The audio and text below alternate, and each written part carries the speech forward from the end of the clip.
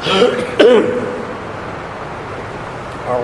بالله من الشيطان الرجيم. بسم الله الرحمن الرحيم. يا أيها الناس كلوا مما في الأرض حلالا طيبا ولا تتبعوا خطوات الشيطان إنه لكم عدو مبين. إنما يأمركم بالسوء والفحشاء وأن تقولوا على الله ما لا تعلمون. وإذا قيل لهم اتبعوا ما أنزل الله قالوا بل نتبع ما ألفينا عليه آباءنا أولو كان آباؤهم لا يعقلون شيئا ولا يهتدون. ومثل الذين كفروا كمثل الذي ينعق بما لا يسمع إلا دعاء ونداء صم بكم عمي فهم لا يعقلون. يا أيها الذين آمنوا كلوا من طيبات ما رزقناكم واشكروا لله إن كنتم إياه تعبدون. صدق الله العظيم.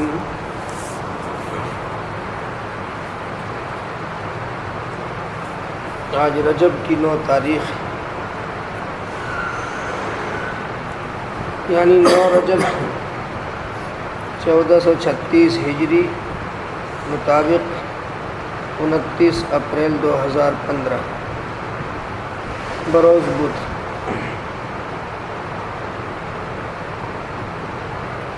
کل ہم نے سنا کہ وہ لوگ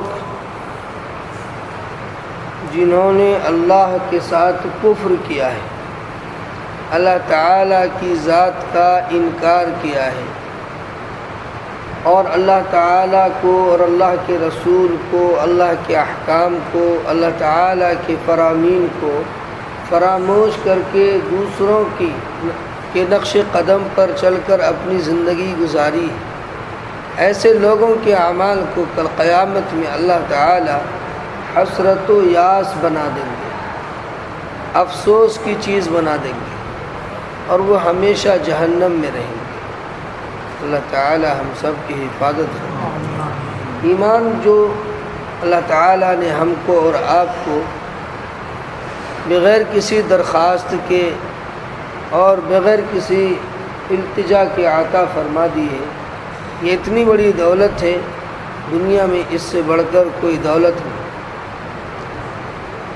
رائی کے دانے کے برابر بھی ایمان اگر ہم بچا کر لے جانے میں کامیاب ہو جائیں گے تو دنیا سے 10 گنی بڑی جنت اللہ تعالی عطا فرمائیں گے، رائی کے دانے کے برابر.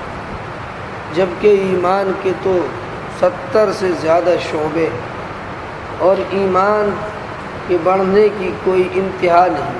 جیسے اللہ کی ذات لامحدود ہے، ویسے ہی ایمان جتنا مضبوط ہو جائے، جس قدر مضبوط ہو جائے، سب سے زیادہ انبیاءوں کا ایمان مضبوط ہوتا ہے.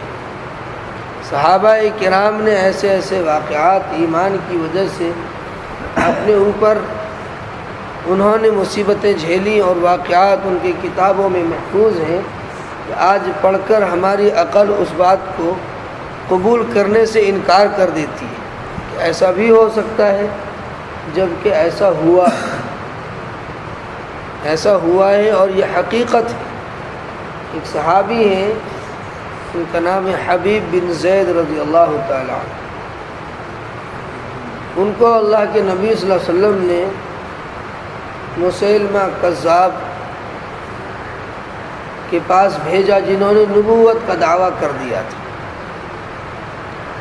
بہت طویل واقعہ ہے، لیکن ایمان کتنا ان کے دل میں راسخ تھا، ہم اس چھوٹے سے واقعے سے اندازہ لگا سکتے ہیں۔ تو واقعات بہت ہیں کتابوں میں، آپ پڑھیے، صحابہ کی زندگی کو دیکھیے، کیسے کیسے واقعات ہیں کہ انسان سوچنے سے بھی قاصر ہے اس وقت کہ ایسا کیسے ہوا، لیکن ہوا ہے ایسا۔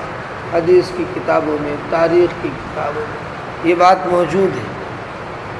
تو انہوں نے کہا کہ کوئی خط دے کر اللہ کے نبی صلی اللہ علیہ وسلم نے بھیجا ان کے پاس۔ انہوں نے کہا کہ تو مجھے نبی مان لے۔ انہوں نے کہا کہ میں تجھے نبی نہیں مانتا۔ ان جلاد کو بلایا اور بلانے کے بعد کہا کہ اس کا ایک ہاتھ کاٹ دے۔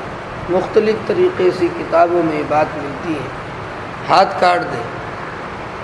پہلے تو انہوں نے اللہ کے نبی کی خط کو پھاڑ کر پھینک دیا، اور پھر انہوں نے کہا کہ اس کا ایک ہاتھ کاٹ دے۔ جلاد نے ہاتھ کاٹ دیا۔ کہا اب بتا میں نبی ہوں؟ انہوں نے کہا مجھے سنائی نہیں دیتا، تو کیا بول رہا ہے؟ مجھے آواز نہیں آتی۔ کہا محمد صلی اللہ علیہ وسلم۔ کہنے لگے وہ میرے نبی ہیں۔ کہا ابھی تجھے سنائی دے رہا ہے؟ جب میں کہتا ہوں میں نبی ہوں تو کہتا سنائی نہیں دیتا۔ کہا میرے بارے میں کیا خیال ہے؟ کہا جھوٹا ہے، تو نبی نہیں، نبی محمد صلی اللہ علیہ وسلم۔ پھر جلاد سے وہ کہتا ہے کہ اس کا دوسرا ہاتھ کاٹ دے۔ وہ ہاتھ بھی کاٹ دیتا ہے۔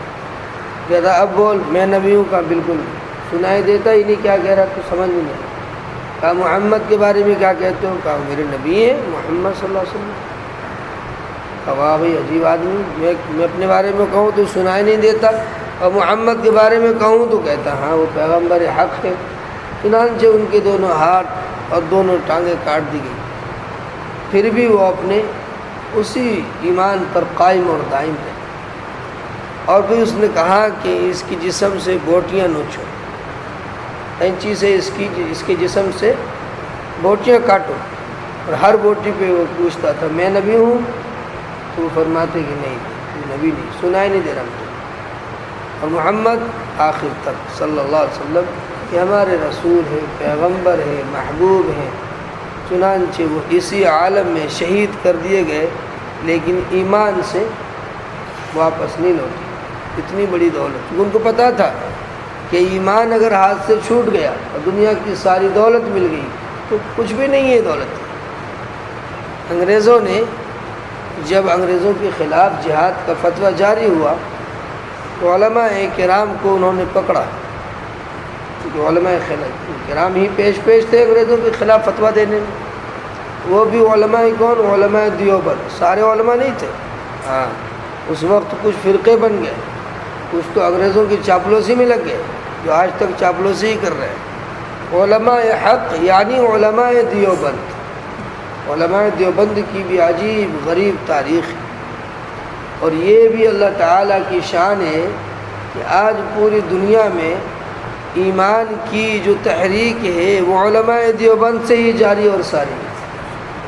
تبلیغی جماعت کا مرکز، تبلیغی جماعت کا کام یہ علماء دیوبند سے ہی اللہ نے جاری کروایا، اور جو فیض اس کام سے اللہ نے پوری دنیا میں پھیلایا اور پھیل رہا ہے اور پھیلتا رہے گا انشاءاللہ قیامت تک، وہ کسی اور تحریک سے فیض نہیں پہنچا۔ دوسری تحریک حضرت مولانا قاسم نانوتوی علیہ الرحمہ نے دارالعلوم دیوبند کی شکل میں شروع کی، اور اس سے جو فیض دنیا کو پہنچ رہا ہے کسی دوسری تحریک سے نہیں پہنچا۔ تو علماء کرام کو انگریز پکڑ کے لاتے، جامع مسجد کے سامنے حوض ہے، تاریخ کی کتابوں میں آپ پڑھیں گے، آج بھی وہ ہے، پانی تو نہیں ہے اس میں انہوں نے تیل کو کڑکایا اور ایک عالم کو لا کر کے ان کو برہنہ کرتے، اور کڑکتے ہوئے تیل میں جیسے مرغے کو فرائی کرتے ہیں نا، ایسے ہی اٹھا کے اس کو ڈال دیتے اس میں، اور دوسرا عالم دیکھ رہا ہوتا ہے، ان سے پوچھتے بتا تیری بھی گت ایسے ہی ہونے والی ہے، میرے خلاف فتویٰ دے گا؟ ہاں بالکل، تو کہہ دیا تو اس کو بھی اٹھا کے ڈال دیتے۔ ایک عالم دیکھ رہا ہے اپنی نگاہ سے کہ میرا ساتھی فرائی ہو رہا ہے لیکن ایمان جب دل میں اتر جاتا ہے تو اس کا نکالنا بہت مشکل ہوتا ہے۔ تو اتنی بڑی دولت ہے ایمان، جو اللہ تعالیٰ نے ہم کو اور آپ کو بغیر کسی درخواست کے عطا فرما دی ہے۔ اللہ ہمیں قدردانی کی توفیق عطا فرمائے۔ جو اہل کافر ہیں ان کے لیے اعمال حسرات بن جائیں گے، افسوس کا باعث بن جائیں گے، وہ افسوس کریں گے، ہائے ہائے یہ دنیا جس کی چمک دمک نے ہمیں اندھیرے میں رکھا، اور یہ ہمارے بڑے بڑے گرو گھنٹال جن کے نقش قدم پہ ہم چل کے ہم نے اپنی زندگی تباہ کر لی، اے کاش میں ان کے نقش قدم پر نہ چلتا۔ اللہ تعالیٰ مجھے واپس دنیا میں بھیج دو تھوڑی مہلت کے لیے، تھوڑے دنوں کے لیے۔ اللہ فرمائیں گے اب کچھ نہیں ہوتا، ختم، چھٹی۔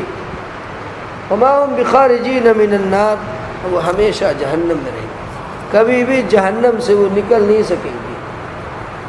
اللہ تعالیٰ ہماری حفاظت فرمائے۔ آج کی آیت میں فرمایا اے لوگو کھاؤ، کلو کھاؤ، مما فی الارض حلالا طیبا، جو کچھ زمین میں اللہ تعالیٰ نے پیدا کیا ہے حلال ہو طیب ہو۔ حلال کہتے ہیں جو اپنی ذات کے اعتبار سے وہ چیز حلال ہو، اور شریعت نے اس کو حرام قرار نہ دیا ہو۔ بنو ثقیف اور بنو خزاعہ دو قبائل تھے، انہوں نے اپنے اوپر کچھ چیزیں اپنے ہی طور پر حرام کر لی تھی۔ اللہ کے نبی صلی اللہ علیہ وسلم نے ارشاد فرمایا کہ اللہ تعالیٰ نے انبیاء سے بھی کہا ہے یا ایھا الرسل کلوا من الطیبات واعملوا صالحا انی بما تعملون علیم، کہ اے رسول اللہ کی دی ہوئی جو نعمت ہے، اللہ کا دیا ہوا جو رزق ہے اس میں سے کھاؤ، حلال کھاؤ، طیب کھاؤ۔ اور ایمان والوں کو بھی اللہ پاک نے یہ ارشاد فرما دیا کہ اے لوگو کھاؤ۔ کیسا کھاؤ؟ بس آنکھیں بند کر کے کھاتے چلے جاؤ؟ نہیں، حلال کھاؤ۔ حلال کیا کس کو کہتے ہیں؟ حلال کہتے ہیں جو اپنی ذات کے اعتبار سے حلال ہو، اپنی ذات کے اعتبار سے۔ روٹی حلال ہے، گیہوں حلال ہے، جو ہم گوشت کھاتے ہیں اس کو حلال طریقے سے جو ذبح کرتے ہیں وہ حلال ہے۔ جن چیزوں کو اللہ نے حلال فرمایا ہے وہ حلال ہے، اور جن چیزوں کے بارے میں اللہ نے قرار دیا ہے کہ یہ حرام ہے وہ حرام ہے۔ تو حلال ان چیزوں کو کہتے ہیں، وہ چیزیں حلال ہیں جس کے بارے میں شریعت نے حرمت نہیں اتاری ہے، وہ حلال ہے۔ طیب بھی کھاؤ۔ طیب کس کو کہتے ہیں؟ طیب کہتے ہیں کہ جو جائز طریقے سے حاصل شدہ مال ہے وہ طیب ہے۔ ایک مال جائز طریقے سے حاصل ہوا ہے لیکن اس میں حرام کی آمیزش ہے تو وہ طیب نہیں ہے، وہ گندہ ہو گیا۔ علماء فرماتے ہیں کہ طیباً میں کسی کا حق نہ ہو، جو مال ہمارے پاس ہے وہ کسی سے ہڑپ کر نہ لیا ہو، حالانکہ وہ مال حلال ہے، اپنی ذات کے اعتبار سے حرام نہیں ہے، لیکن جو حاصل کرنے کا راستہ اپنایا ہے ہم نے وہ حرام ہے۔ مثلا سود ہے، رشوت ہے، جھوٹ کے ذریعے سے، دوسروں کا حق دبا لینے کے ذریعے سے، دوسروں کا حق اس سے وابستہ نہ ہو۔ بڑی لمبی تفصیل فرمائی علماء نے اس کے اوپر۔ مولانا عاشق الہی بلند شہری رحمۃ اللہ علیہ نے بڑی لمبی تفصیل فرمائی کہ لوگ بس کھانے سے مطلب ہے، یہ دیکھتے نہیں ہیں کہ حرام کیا ہے اور حلال کیا ہے۔ حرام کی نحوست کتنی بڑی ہے؟ اللہ کے نبی نے فرمایا کہ اگر کسی آدمی نے سارا کا سارا کپڑا حلال کمائی سے بنایا، اس میں تھوڑا سا اچکن لگا دیا اس نے حرام سے، تو جب تک وہ کپڑا اس کے جسم پر ہے کوئی نماز قبول نہیں ہوگی۔ سارا جسم پہ کپڑا حلال کا ہے، ٹوپی حرام کی اوڑھ لی، کسی کو ٹوپی اڑا کے ٹوپی اوڑھ لی وہ حرام ہو گیا۔ اب وہ جسم کا سارا کپڑا حلال ہے، ٹوپی حرام ہے، تب وہ حرام ہونے کی وجہ سے کوئی عبادت قبول نہیں ہو۔ مسافر کی دعا قبول ہوتی ہے، سب جانتے ہیں، مسافر سے درخواست بھی کرتے ہیں، مسافر جو مانگتا ہے اس کی دعا قبول کی جاتی ہے۔ اللہ کے نبی صلی اللہ علیہ وسلم نے ارشاد فرمایا کہ ایک آدمی لمبے سفر پہ ہو اور اس نے آ کے پھر اللہ کے سامنے دعا شروع کر دی، یا رب یا رب، وہ رب رب کی صدا لگا رہا ہے، چلا رہا ہے، فرمایا کہ اس شخص کی دعا قبول نہیں ہو رہی۔ کیوں؟ اس کا کھانا حرام، اس کا پینا حرام، اس کا لباس حرام، اس کا ہر چیز حرام، اور وہ مانگ رہا ہے اللہ سے۔ مسافرت کی زندگی میں ہے، مسافر کی دعا قبول ہوتی ہے، لیکن کھانا حرام، پینا حرام، لباس حرام، تو وہ اس کی دعا سر سے اوپر جاتی ہی نہیں۔ ملازمت بینک میں کر رہے ہیں، رات دن سود کا لینا دینا ہو رہا ہے، رات دن رشوت کا لینا دینا ہو رہا ہے۔ اب رشوت کا لینا دینا دونوں حرام ہیں، الراشی والمرتشی کلاہما فی النار، دونوں ہی جہنم میں۔ سود کا لکھنا بھی حرام، سود کی ملازمت بھی حرام، اس پر گواہ بننا بھی حرام، اس کا سبب بننا بھی حرام۔ وتعاونوا علی البر والتقوی ولا تعاونوا علی الاثم والعدوان، نیکی کے کام میں معاون بنو تو یہ اچھی بات ہے، لیکن برائی کے کام میں معاون بنو تو یہ غلط ہے، قرآن کہتا ہے۔ تو بڑی شقیں ہیں حرام کی، آدمی پھونک پھونک کر روزی کو کھائے۔ حلال رزق کی تلاش میں جو انسان نکلتا ہے اور اس کے حصول میں جو ان کو دقتیں پیش آتی ہیں، عمر فاروق رضی اللہ تعالی عنہ کتنے بڑے صحابی ہیں، خلیفہ دوم ہیں، محبوب اللہ کے نبی کے محبوب ساتھی ہیں، کل قیامت میں ہمارے نبی کے ساتھ کھڑے ہونے والے ہیں، آپ کے مشیر ہیں، آپ کے وزیر ہیں، آپ کی مراد ہیں، اور آپ نے فرمایا کہ میرے بعد کوئی نبی ہوتے تو عمر فاروق نبی ہوتے۔ اتنی بڑی شخصیت ہے۔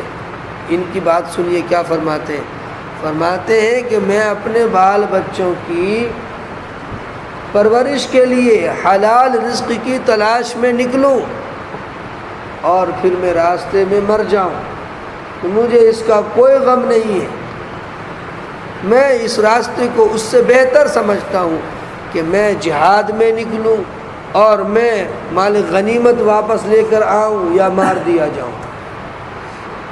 کہ حلال رزق کی اتنی بڑی اہمیت ہے کہ بال بچوں کو حلال رزق کھلانا یہ ایک باپ کی ذمہ داری ہے۔ یہ نہیں کہ بس جہاں سے گیا سمیٹ کے لے آیا، بس لا کے دے دیا، خود بھی ہضم کر گئے، بچوں کو بھی ہضم کروا دیا، بیکار نہیں لے رہے۔ تو حدیث پاک میں آیا کہ وہ جسم جو حرام سے پرورش پاتا ہے وہ جنت میں نہیں جا سکتا، جہنم میں جائے گا۔ تو حلال وہ ہے جس کو اللہ نے حلال قرار دیا ہے، فی نفس ہی وہ چیز حلال ہے، اللہ نے اس کو حرام نہیں قرار دیا ہے۔ اپنے طور پہ ہم کسی چیز کو حرام کر لیں، نہیں۔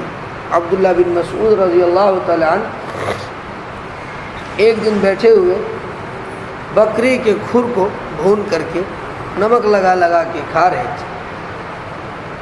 آج کل تو ڈشیں ہوتی ہیں ماشاءاللہ دسترخوان پہ، اور دعوت میں تو کوڑے دان سے اتنا کھانا نکل جاتا ہے کہ بیچارہ غریب کا پیٹ بھر جائے۔ یہ تو ہمارے مسلمانوں کی دعوت کا عالم ہے، اور فیشن تو ہے ہی، اسٹینڈنگ میں چل گیا۔ سیلف سروس کیا کہتے ہیں اس کو، سیلف سروس، لو اور کھاؤ، اور تھوڑا کھاؤ زیادہ پھینکو، یہ نظام بنا ہوا ہے۔ تو اس زمانے میں کھانے کی قدر، اور آج بھی اللہ والوں کے یہاں کھانے کی قدر ہوتی ہے۔ اور حدیث پاک میں بھی آیا اکرم الخبز، روٹی کی عزت کرنا سیکھو۔ یہاں روٹی خالی روٹی مراد نہیں ہے، یعنی ہر وہ چیز جو اللہ کی نعمت ہے اس کی قدر کرو۔ پانی کا اگر ضیاع کرتے ہو، گرچہ وضو کرنے میں پانی کو ضائع کر رہا ہے آدمی، علماء فرماتے ہیں یہ گناہ کر رہا ہے، وضو نہیں کر رہا ہے، وضو عبادت ہے اور ہر قطرے پہ اس کے گناہ جھڑ رہے ہیں۔ لیکن اگر وہ فضول خرچی کر رہا ہے وضو کرنے میں، تو اس کا پانی بہانا یہ عبادت میں شامل نہیں ہوگا، گناہ میں شامل ہو جائے گا۔ ایسے ہی کھانا ہے، ایسے ہی پینا ہے، بلا وجہ خواہ ضائع کرنا۔ تو عبداللہ بن مسعود رضی اللہ تعالی عنہ وہ بکری کے کھر کو نمک سے لگا لگا کے کھا رہے تھے۔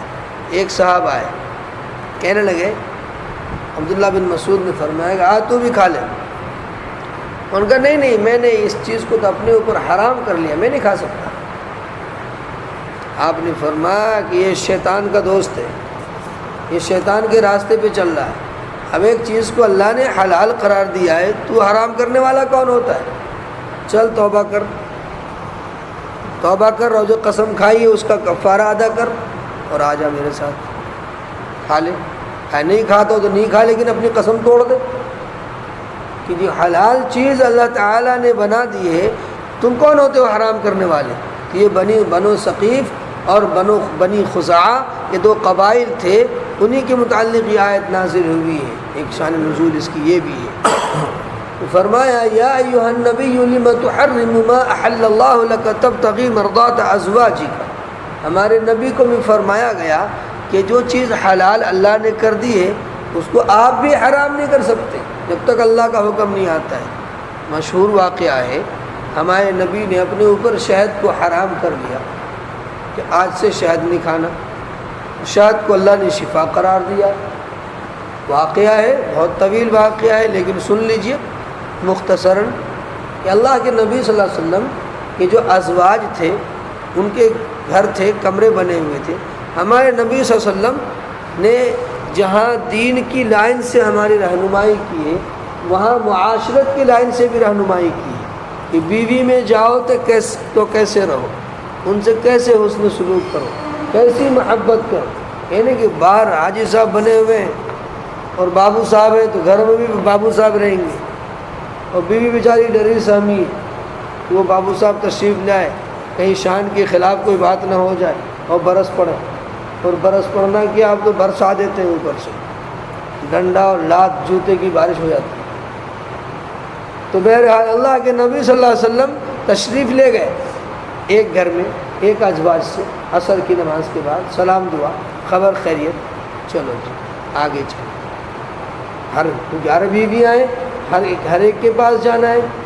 حضرت عائشہ رضی اللہ تعالی عنہ اور حضرت حفصہ رضی اللہ تعالی عنہ، یہ دونوں عمر میں کچھ چھوٹی تھی۔ حضرت عائشہ رضی اللہ تعالی عنہ بڑی ذہین فطین، بہت بڑی عالمہ، حافظہ، ماشاءاللہ، بڑے بڑے صحابہ آپ سے علم کے بارے میں رجوع فرماتے تھے۔ تو آپ صلی اللہ علیہ وسلم ایک کمرے میں جاتے، دعا سلام، تو وہ گھڑی دیکھتی کتنا ٹائم ہو رہا، یہاں 2.5 منٹ، یہاں 2.5 منٹ، یہاں 2.5 منٹ، کسی میں 5 منٹ لگ گئے، یہ 5 منٹ 2.5 منٹ فالتو کیوں لگ گئے بھائی، یہ ہو کیا رہا ہے، یہاں زیادہ وقت کیوں؟ اب دیکھو اللہ کے نبی صلی اللہ علیہ وسلم کی ازواج ہیں، اب وہ ہمارے نبی کی زندگی کو بھی دیکھ رہے ہیں کہ ٹائم سب کو برابر مل رہا نہیں مل رہا۔ شریعت نے 4 شادی کی اجازت دی ہے، فَانْكِحُوا مَا طَابَ لَكُم مِّنَ النِّسَاءِ مَثْنَىٰ وَثُلَاثَ وَرُبَاعَ فَإِنْ خِفْتُمْ أَلَّا تَعْدِلُوا فَوَاحِدَةً۔ اگر اللہ نے نوازا ہے، گھر مکان الگ الگ ہے، کمرے الگ الگ ہیں، خوب نوازا اللہ نے، تو 4 شادیاں کرو، منع کس نے کیا؟ ہندوستان میں تو رواج ہی نہیں ہے، اس لیے پریشان ہے۔ بیوی اگر جوانی میں مر گئی تو وہ رنڈوائی رہے گا پوری زندگی، شادی ہوتی ہی نہیں الا ماشاء اللہ۔ اور عرب میں تقریباً ہر شیخ کے پاس 4 بیویاں ہوتی ہیں، آج بھی وہاں نظام یہی، اور ہر ایک اپنی جگہ خوش ہے، اللہ نے ان کو نوازا بھی ہے۔ یہاں تو پہلی بات بیوی اجازت نہیں دیتی، جبکہ بیوی کی اجازت ضروری نہیں، ان کے ساتھ انصاف رکھو، اجازت لے لو تو اچھی بات ہے تاکہ گھر جہنم نہ بنے۔ مولانا اشرف علی تھانوی علیہ الرحمہ کی 2 بیویاں تھیں۔ عدل اور انصاف یہ ہر ایک کی بس کی بات نہیں ہے، تو مولانا اشرف علی تھانوی رحمۃ اللہ علیہ اپنے مریدین سے کہہ کر گئے، یعنی جب دنیا چھوڑنے لگے، دنیا سے جانے لگے، نصیحت فرماتے کہ شادی ایک ہی کرنی بھائی صاحب، ہاں مجھے چل گیا پتہ، اگر 2 سوکن جمع ہو گئی نا آپس میں تو جینا تمہارے لیے زندگی جہنم بنا دے گی، اور آج تو دینداری ہے ہی نہیں۔ تو آپ کی 2 بیویاں تھیں، آپ انصاف کے پہلو کو بہت زبردست عیاں رکھتے تھے۔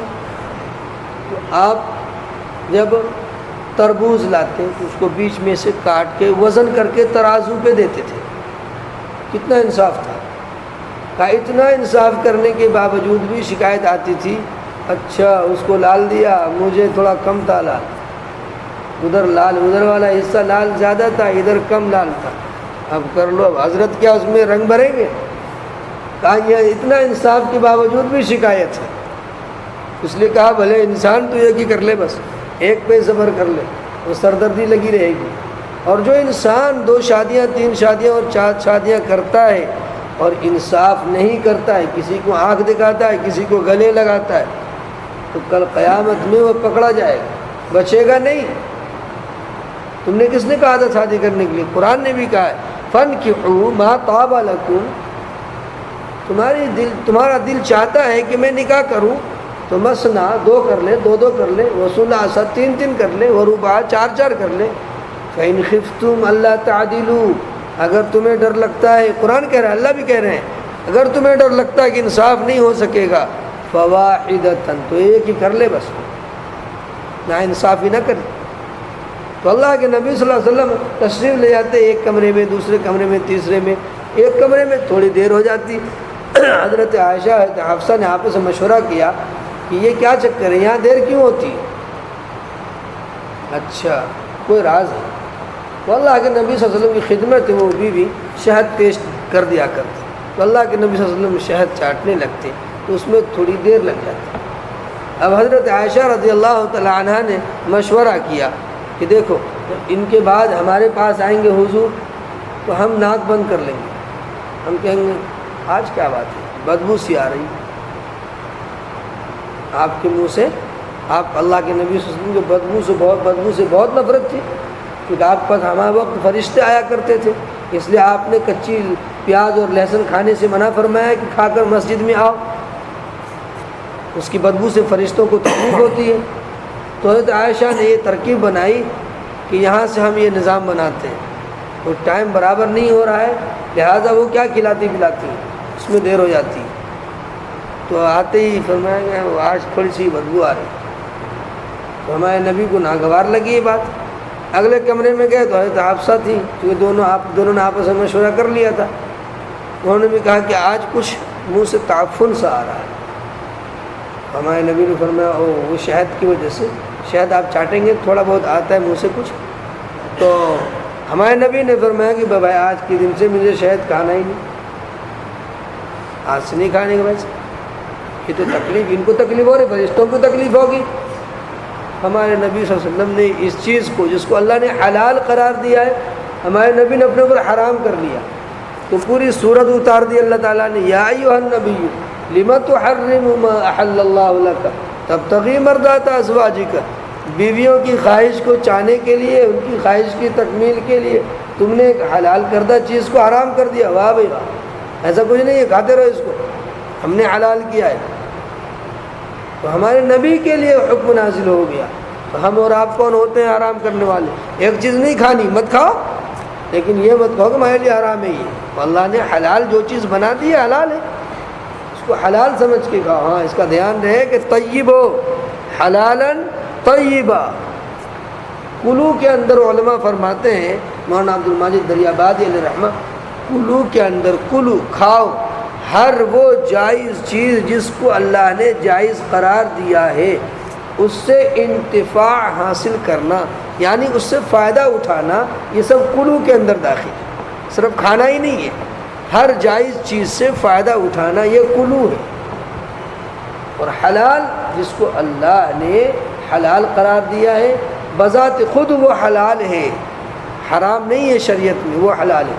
طیبہ بالکل جو چیز ہم نے دستیاب کی ہے، مال حاصل کیا ہے، کسی کی جیب کاٹ کے کیا ہے، یا کسی سے رشوت لے کے کیا ہے؟ تم دو میں کام کروا دوں گا، یہ کیا ہے؟ سود لیا ہے۔ اب سود کا نظام لوگ اکثر و بیشتر مسئلہ پوچھنے آتے ہیں۔ علماء نے یہ بات بتائی ہے کہ جو سیونگ اکاؤنٹ ہے، ایک کرنٹ اکاؤنٹ ہوتا ہے، ایک سیونگ ہوتا ہے، ایک فکس ہوتا ہے۔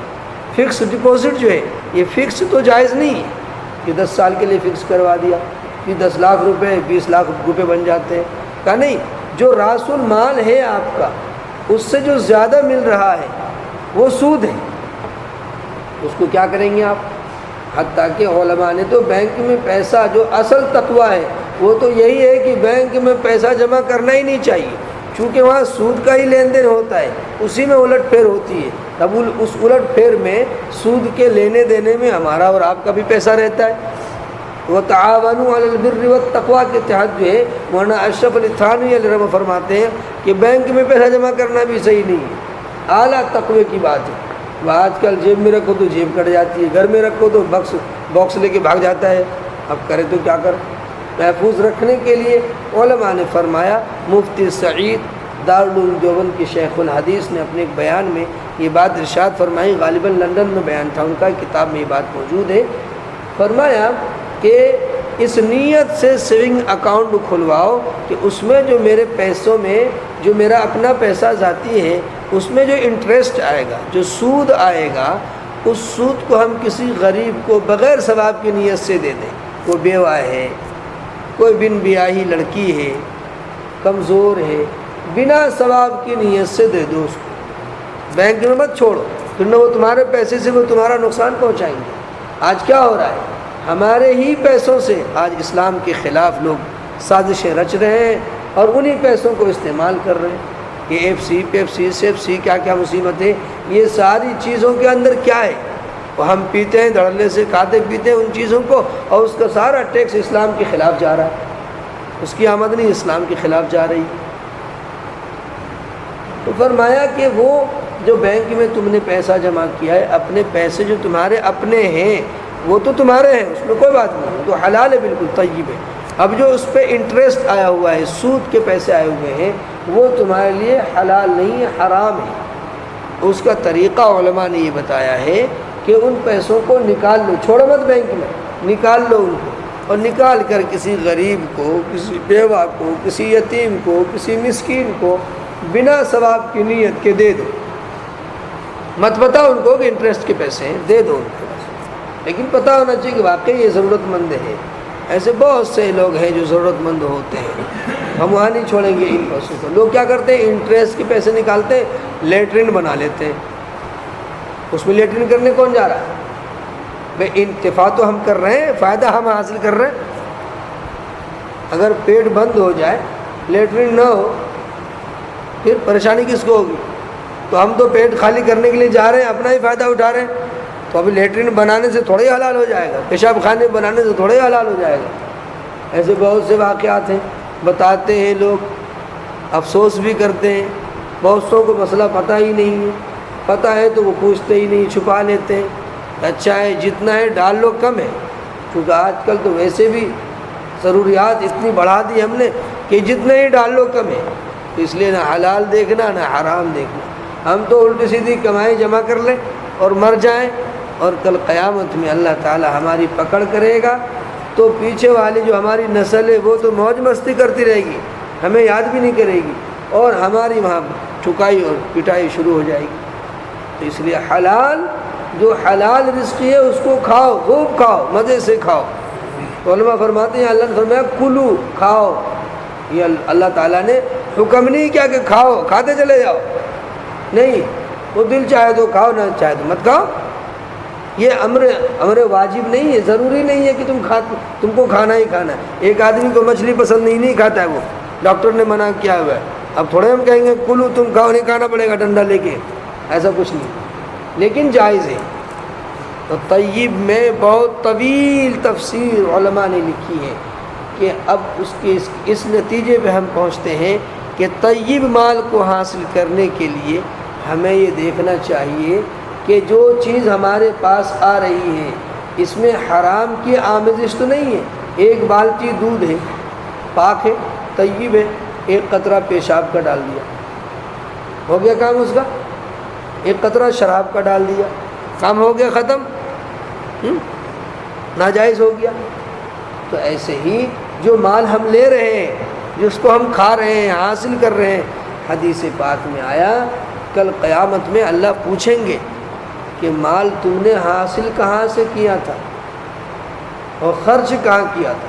فضول خرچی کریں گے ہم، اس میں بھی پکڑے جائیں گے. ہاں وَعَمَّالٍ مِّنْ أَيْنَ اكْتَسَبَ وَفِيمَا أَنفَقَ، مال حاصل کہاں سے کیا تھا؟ جواب دے جلدی سے، فٹافٹ جواب دے. رشوت کا تھا، سود کا تھا، جھوٹ کا تھا، جیب کاٹ کے تھا، کسی کا دل دکھا کے تھا. ہاں آج کل یہ بھی نظام چلا ہوا ہے کہ اب جو شادی ہوتی ہے تو وہ جو لڑکے والے ہیں وہ تو بس لڑکی والے کا گلا ہی گھونٹ دیتے ہیں. کیا دیہات کیا شہر سب برابر. یہ ایسی رسم پڑ گئی، اللہ اکبر، اللہ حفاظت فرمائے. پڑھے لکھے بھی، اچھے اچھے پڑھے لکھے بھی اس میں کہلانے کو مفتی صاحب ہیں، لیکن جہیز لینے سے باز نہیں آتے. حضور کا فرمان ہے، سن لیجئے. اللہ کے نبی نے فرمایا کہ وہ مال جو دوسرے کے دل کی خوشی کے بغیر حاصل کیا جائے حرام ہے. لڑکی والا خوشی سے کچھ دیتا ہے بیچارہ، اپنی خوشی سے دے تو بہت اچھی بات ہے. دل دکھا کے لیا جاتا ہے، وہ تو مجبور ہے. اسی احساس کی شدت نے بوڑھا کر دیا. اچھی بات کہی شاعر نے، اسی احساس کی شدت نے بوڑھا کر دیا. اس ٹوٹے پھوٹے گھر میں ایک لڑکی سیانی اور ہے. جیسے جیسے بچی پروان چڑھتی ہے، جوانی کی دہلیز پر قدم رکھتی ہے، باپ بہت فکر مند ہو جاتا ہے.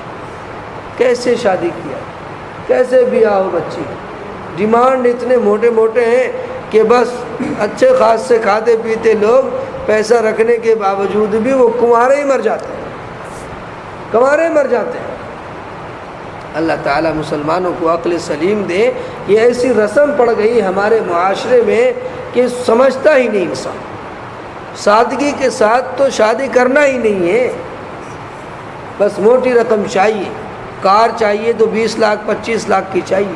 موٹر سائیکل چاہیے تو جو 40 45 35 ہزار کی ہے وہ نہیں چاہیے، جو لاکھ سے اوپر ہے اس کو لا کر دو جب ہوگی شادی. ایک واقعہ ہے، ایک بچی کی شادی ہوئی، سب بات چیت طے ہو گئی. بات چیت طے ہونے کے بعد اس لڑکے نے ضد مچا دی، نہیں مجھے تو موٹر سائیکل دو گے جب شادی ہوگی بھائی، ورنہ نہیں شادی نہیں ہوتی. لڑکی بڑی حساس تھی، لڑکی بڑی حساس تھی.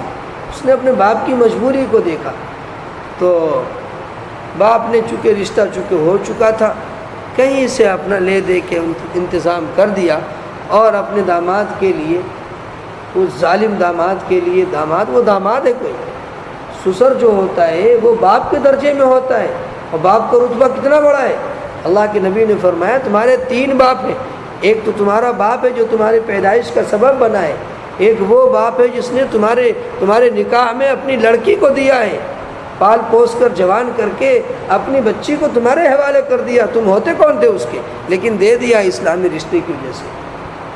فرمایا کہ اس لڑکی نے احساس کیا اس چیز کا شدت سے کہ میرے باپ نے کیسی مشقت مصیبتوں سے اس کو گاڑی دی ہے. چنانچہ شادی ہو گئی، رخصتی ہوئی، شب زفاف منانے کا وقت آیا. لڑکی کمرے میں تھی، لڑکا پہنچا کمرے میں. اس نے جیسے ہی لڑکی کو ہاتھ لگانا چاہا، لڑکی نے جھٹک دیا، کہا خبردار تو مجھے ہاتھ نہیں لگا سکتا، نہ میرے ساتھ لیٹ سکتا ہے، نہ مجھ سے کوئی دل لگی کی بات کر سکتا ہے، چل یہاں سے دفع ہو جا تو. لڑکا ڈر گیا، کیا ہو گیا بھائی؟ کہا تو نے شادی مجھ سے نہیں کی ہے، تو نے شادی اس گاڑی سے کی ہے، موٹر سائیکل سے کی ہے. تم اسی کے پاس جا کے لیٹو، اسی سے پیار کی بات کرو، اسی سے محبت کرو، اسی سے دل لگی کرو. شادی مجھ سے تھوڑا ہی کی تم نے. اگر مجھ سے شادی کرتے تو موٹر سائیکل کی شرط تم نے لگائی کیوں تھی؟ تم نے مجھ سے نہیں شادی کی، موٹر سائیکل نہیں دی جاتی تم شادی کرتے ہی نہیں. اس کا مطلب ہے کہ شادی موٹر سائیکل سے. جائیے تشریف لے آئیے، موٹر سائیکل پہ چڑھیے اور لال کنویں کی سیر کیجیے، آرام سے گھومیے. لال قلعہ جہاں جہاں آپ کو گھومنا ہے آرام سے پورے دن پورے رات گھومیے، میرے پاس آنے کی ضرورت نہیں ہے. چنانچہ بات کتابوں میں لکھی ہوئی ہے کہ وہ اس احساس کی شدت کی وجہ سے اس لڑکی کا انتقال اسی رات میں ہو جاتا ہے۔ اس کا باپ اپنی بیٹی کو جو رخصت کیا تھا انہوں نے، وہ اپنی بیٹی کے جنازے کو لینے کے لیے گھر سے چلا اور اپنی بیٹی کو اس گھر سے اٹھا کے لے گیا۔ یہ ایک واقعہ ہے، یہ حقیقت پر مبنی واقعہ ہے۔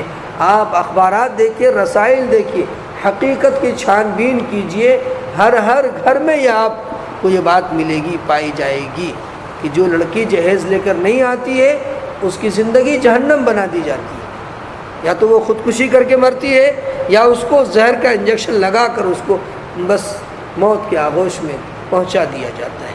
اللہ تعالی ہمیں عقل سلیم دے۔ تو نبی نے فرمایا کہ خالی کھانے ہی کا نام دنیا نہیں ہے، حلالاً طیبہ، مال حلال ہونا چاہیے، طیب ہونا چاہیے، اس میں کسی کا حق نہیں ہونا چاہیے، ایسا مال ہو۔ اور ہمارے نبی نے فرمایا کہ طیب خاطر کے بغیر، دل کی چاہت اور خواہش کے بغیر جو مال حاصل کیا جاتا ہے اور جس سے مال تم نے لیا ہے اس کے دل کی خواہش نہیں ہے، یہ مال تیرے لیے حرام ہے، تو کھائے گا گویا حرام کھائے گا۔ اللہ تعالی ہمیں عقل سلیم عطا فرمائے۔ مشق چل رہی تھی سورتوں کی۔ اعوذ باللہ من الشیطان الرجیم، تلفظ کیا جائے گی، بسم اللہ الرحمن الرحیم، رحیم جیسے آپ نے الف با میں ہا عین سب نکال لیا ہے، اسی کو اس پہ لانا ہے، برتنا ہے۔ اب الحمد للہ رب العالمین، الحمد للہ رب العالمین والصلاة والسلام علی سید المرسلین وصحبہ اجمعین۔ ربنا ظلمنا انفسنا وان لم تغفر لنا وترحمنا لنكونن من الخاسرین۔ اللهم أرنا الحق حقا وارزقنا اتباعه وأرنا الباطل باطلا وارزقنا اجتنابه۔ اے اللہ فضل و کرم کا معاملہ فرما، عافیت کا معاملہ فرما، خیر کا معاملہ فرما، عقل سلیم ہمیں عطا فرما، قلب سلیم ہمیں عطا فرما، اپنی رضا والے اعمال کی توفیق عطا فرما، ناراضگی والے اعمال سے ہمیں محفوظ فرما۔ اے اللہ قبر کے عذاب سے حفاظت فرما، محشر کی رسوائی سے حفاظت فرما، حلال اور طیب رزق ہمارے لیے مقدر فرما۔ اے اللہ حرام سے اور غیر طیب سے ہماری حفاظت فرما۔ اے اللہ نبی کے فرمان پر عمل پیرا ہو کر ہمیں زندگی گزارنے کی توفیق عطا فرما۔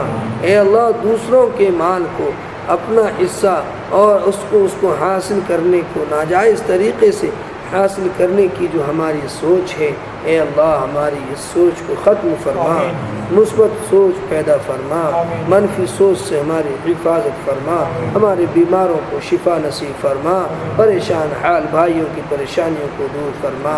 اے اللہ اس وقت یہ زمین گناہوں سے لرز رہی ہے، جگہ جگہ زلزلے آ رہے ہیں، اے اللہ اپنی حفاظت میں ہم سب کو جگہ عطا فرما۔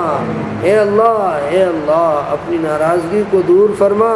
اے اللہ ہمارے ٹوٹے پھوٹے اعمال کو اپنی رضامندی کا باعث بنا کر قبول فرما۔ اے اللہ جو بھائی جہاں پریشان ہیں ان کی پریشانیوں کو دور فرما۔ یہ نیپال کا خطہ ہے، یہ بہار و بنگال اور بنگلہ دیش اور تبت کا یہ خطہ ہے جہاں یہ زلزلے کے جھٹکے محسوس کیے جا رہے ہیں اور بھاری جانی مالی نقصان ہوا ہے۔ اے اللہ ان سب کو صبر جمیل عطا فرما، ان کی پریشانیوں کا مداوع فرما۔ اے اللہ جلد سے جلد انہیں اپنے گھروں میں واپسی نصیب فرما، ہر طرح کی مدد فرما، نصرت فرما۔ اے اللہ ہم سب گناہگار ضرور ہیں، تیرے بندے ہیں، اللہ تو بہت رحیم ہے، کریم ہے، اپنے غصے کو ٹھنڈا فرما کر ہمارے اوپر رحم و کرم کا معاملہ فرما، ہماری اس مختصر سے دعا کو قبول فرما۔ وصلی اللہ تعالی علی خیر خلقہ محمد وصحبہ اجمعین برحمتک یا ارحم۔